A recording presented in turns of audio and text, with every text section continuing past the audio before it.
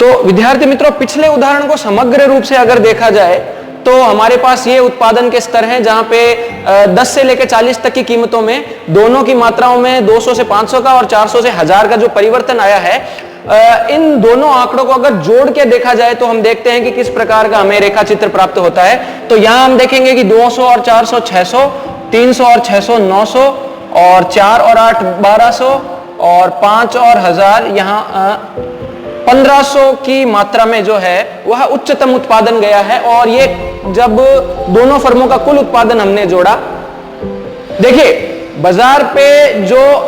Analysis किया जाता है वह व्यक्तिगत रूप में भी एनालिसिस होता है और समग्र रूप में भी एनालिसिस होता है कि जहां अगर दो अलग अलग उत्पादक हैं तो दोनों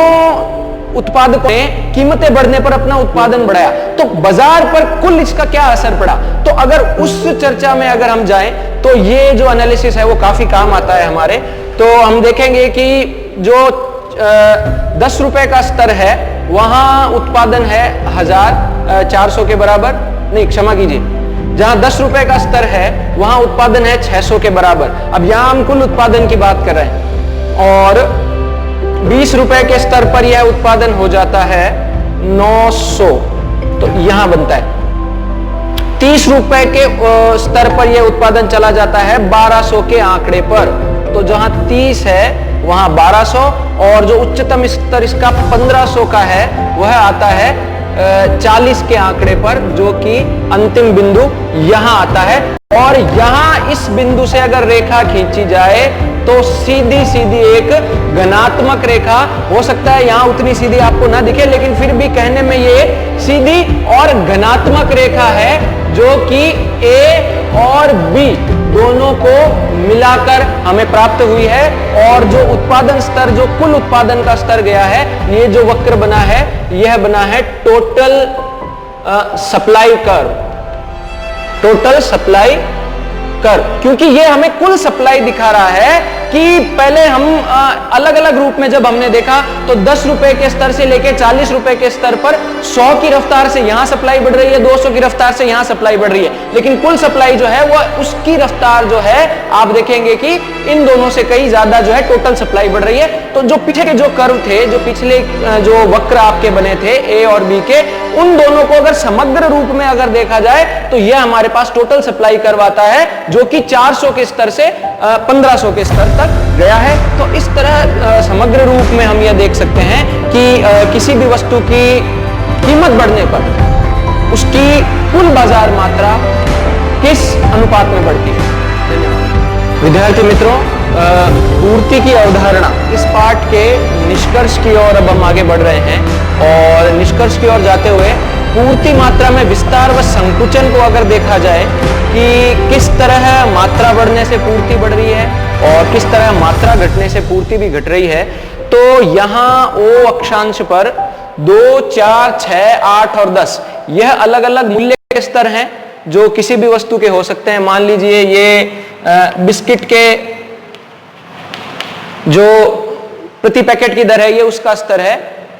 ठीक है। तो जब 2 रुपए की दर होती है तो 15 की मात्रा में, 4 रुपए की दर में, 20 की मात्रा में, तो इस तरह देखते हुए 15, 20, 25, 30 यानी 5 की दर से जो है इसकी मात्राएं बढ़ रही है और 2 की दर से इसका जो है जो मूल्य स्तर है वो बढ़ रहा है। तो अगर इसे अगर देखा जाए तो जैसे जैसे मूल्य बढ़ेगा, तो जब 2 रुपए मूल्य में मिल रहा है तो इसकी 15 यूनिट्स, 4 रुपए में जब मिल रहा है तो इसके 20 पैकेट, जब 6 रुपए में मिलेगा तो इसके 25 पैकेट, और जब 8 रुपए में मिलेगा तो इसके 30 पैकेट, और जब 10 रुपए की इसकी दर हो जाएगी तो इसके 35 पैकेट जो है वह बाजार में बिकेंगे,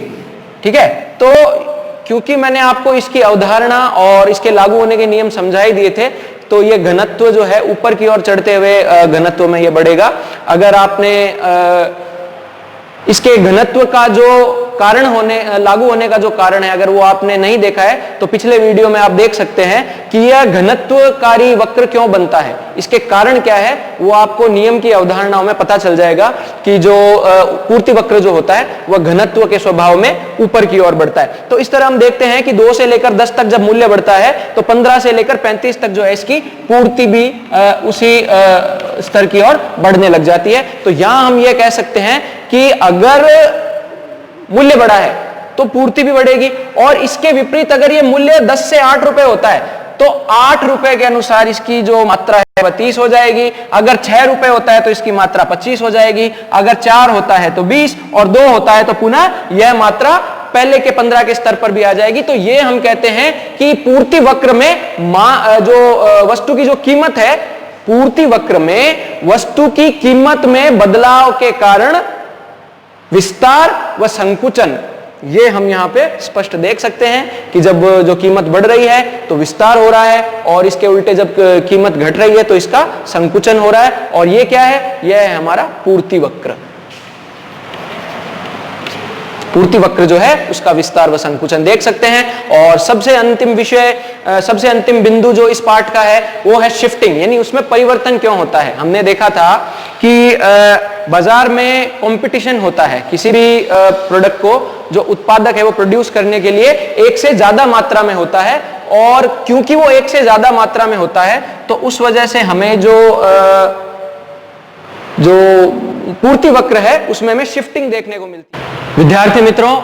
पाठ के निष्कर्ष की ओर जाते हुए अब हम यहाँ पे उस स्थिति की चर्चा करेंगे जहां पे पूर्ति वक्र जो है वो शिफ्ट हो जाता है, यानी यहाँ पे हमें एक से ज्यादा पूर्ति वक्र देखने को मिलने वाले हैं। और एक बार इसे हम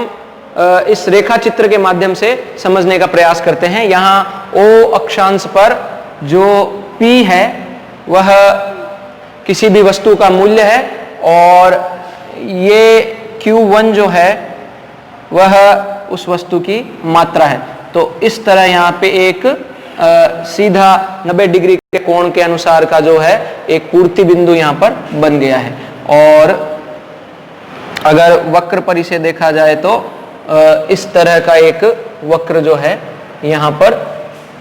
A इस प्रकार से बन गया है। और यहाँ अगर मात्रा का स्तर मान लीजिए बढ़ जाता है तो ये रेखा और आगे जा रही है यहाँ पे, और क्योंकि यहाँ एक बिंदु और बना है, यह A बिंदु है, यह B बिंदु है, तो क्योंकि यह बिंदु बना है तो यहाँ एक वक्र हमें देखने को और मिल रहा है। तो ये जो रेखा चित्र है इससे हम यह देख पा रहे हैं कि जब किसी वस्तु का एक ही उत्पादक है, यानी किसी एक ही उत्पादक द्वारा वह वस्तु जो है बनाई जा रही है और उसने पूर्ति व मूल्य का यह स्तर रखा है, तो यहां हम देख रहे हैं कि इस तरह का एक वक्र बना है। और जब बाजार में एक उत्पादक और आ जाता है, यानी उसी के जैसा एक बनाने वाला और आ जाता है, तो उसके आने के कारण जो पूर्ति वक्र है, यहां हम चर्चा किसकी कर रहे हैं, जो पूर्ति वक्र है यानी जो सप्लाई कर्व है,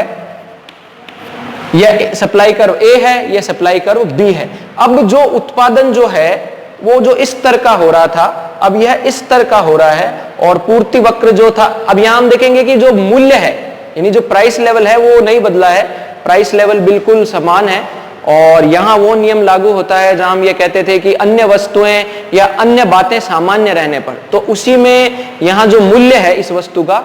वह बिल्कुल जो है फिक्स है एक पॉइंट पे। और जैसे ही दूसरा उत्पादक बाजार में आता है हम ये देखते हैं कि ये वक्र जो है ये अपने जो राइट साइड है यानी आगे की तरफ ये शिफ्ट हो जा रहा है, और जो अब नया वक्र बना है वह ये नया AB वक्र बना है, जो कि B फर्म जो है उसके आने के बाद जो पूर्ति में जो परिवर्तन आया है, पहले O से Q1 तक की पूर्ति हो रही थी, यानी O से Q1 तक की पूर्ति पहले हो रही थी, और एक फर्म और आ जाने से कारण तो ये Q1 से Q2 चली गई है, तो अब जो कुल पूर्ति है वो हो गई है OQ2। OQ2 पूर्ति का स्तर जाते ही जो